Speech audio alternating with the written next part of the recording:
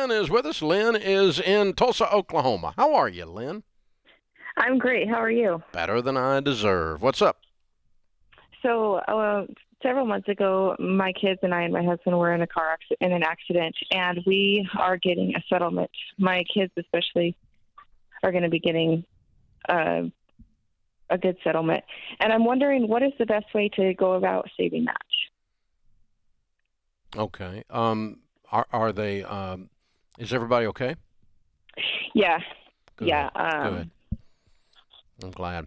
So is there any ongoing medical need or future surgeries that we need to set money aside for? Surprisingly, no. Good. Okay.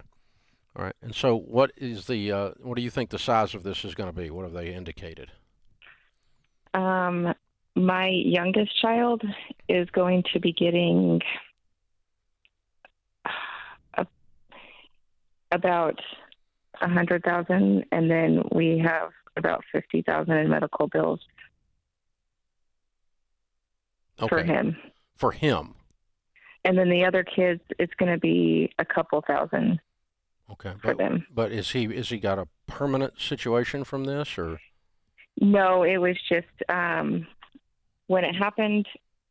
My kids are here because it wasn't their time to go. Like, I believe that. It's a bad wreck. And we were really, we were really blessed. It was a pedestrian auto accident, and my kids we were the pedestrians, Mm-hmm. and But your baby got had $50,000 in medical bills, but is completely healed. Yes. Wow. Thank you, Lord. Okay. Yeah, it doesn't make sense to the world, but I know it wasn't his time to go. Yeah. I'm more than comfortable with that, and I'm also glad for him and you. Yeah, but I'm thinking about how to allocate the money. So the bottom line is we don't need to allocate the money for anything. You've already covered the 50,000 in medical bills, or the 50 is coming out of this 100. That's coming out of the 100. Okay. All right, and the others are going to get a handful of dollars. All right. Now, yeah, this is coming through an attorney in a settlement process, I assume. Correct. Okay. In more cases than I like, the court will dictate to you what you can invest this in. I don't like it because I think the parent should be allowed to decide what to invest for their own child instead of the judge being the parent. But a lot of judges will take the position that the parents are idiots, and so the child must be protected from their idiot parents' investment. I disagree with that on a lot of levels, morally, legally, and everything else, but it doesn't matter. The judge may tell you have to put it in something stupid, like just a CD. It may not even keep up with inflation if you do that. Okay? If you have the option, this child's not going to need this money until they're grown. No, he's not. Then I would set the money aside in a mutual fund. I'd get with a SmartVestor Pro and pick a series of mutual funds. It's how I invested my own kids' money that I invested for their college, so why wouldn't I invest this kind of money there? Where it came from doesn't matter. What matters is that they don't need it for 20 years or so. And what matters is that, we need to outpace inflation, right? Right. And I know, with interest, hopefully, he'll have a good chunk when he's 18 because he's only 2 now. So he has several years. Mm-hmm. And so I'm trying to also figure out how to best teach him to use it wisely so he doesn't get it when he's a certain age and then be dumb. Yeah. Number one, don't let him be surprised that it's there. It's like sex. Don't wait till they're 20 to tell them. Exactly. Because they'll mess the whole thing up. And so we need to talk about it age appropriately. We don't slam a 3-year-old with too much information, right? Right. But we do teach a 3-year-old something's happening, right? There's something there. And so money, we're going to teach the kid how to handle money because we expect them to have some. By the way, we're going to do that with all your kids.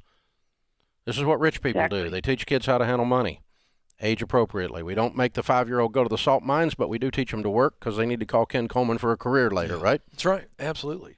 And I think, Dave, I think this is great advice, too, is as you walk him along and the others, at some point they may talk, and he got more of a settlement than they did. So I think this is, telling everybody and the kids, this is not some big secret. This was something that happened because what you don't want is resentment to grow either. So I think this is probably need to be more transparent than normal. It's the only way. Extra conversations and extra communication shut down all kinds of things, because this a horrible event and is a part, and the survival of it, the miraculous survival of it, is part of your family story now. Yeah. And so we're going to tell that story, not to continually bring up trauma, but it's God's hand on our life, and it's part of the story. It's part of who we are at our house, and part of it was little one got hurt worse and got more money, and that's just the way life worked. And so, you go ahead and talk about that. I wouldn't surprise the siblings either that he's getting some money when he gets there or she gets there. Right. We've already told him, you guys will be getting some money, but we're not. Yeah, we don't need to talk about it. Look, we didn't talk about what the Ramsey net worth was until our kids were grown, and we started talking about estate planning with them. Like when they were in college, we started talking about it. But they knew we had some money, but I didn't want them running around school going, "My dad has a bigger net worth than your dad." In the community we live in, that's kind of a thing. So, I just want them to think, we're just working stiffs, and we are working stiffs. We just did really well, and so I wanted them to feel the responsibility of it after I had built their character on saving, giving, working, spending wisely throughout their whole years. So by the time I turned this on them, and we started the meeting with, "As for me and my house, we serve the Lord." So this is actually a responsibility to manage God's resources for His glory. It is not you hit the lotto. And so when they see the number, they actually kind of felt the weight of the number instead of, woohoo!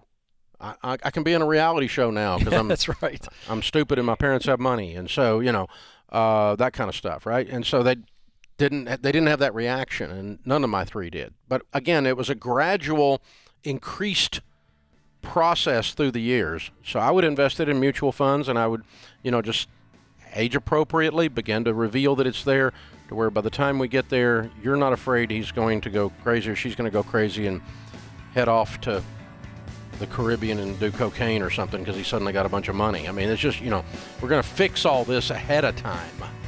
So my friend Andy Andrews says we're not raising kids to be great kids, we're raising kids to be great adults. And that's really the target here. That's where we're going.